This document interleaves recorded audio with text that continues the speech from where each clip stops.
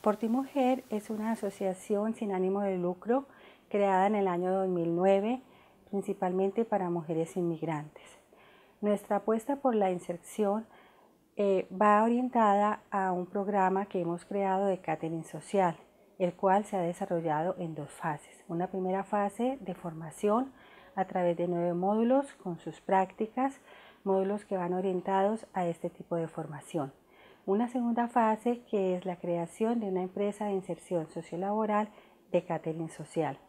Estamos apostando fuerte en este programa porque creemos que allí de alguna manera se solucionarán problemas de desempleo, de exclusión social y de alguna manera nosotros también luchamos en gran medida contra lo que es la violencia de género a través del empoderamiento que les damos a las mujeres y de alguna manera que puedan tener un futuro laboral viable para ellas.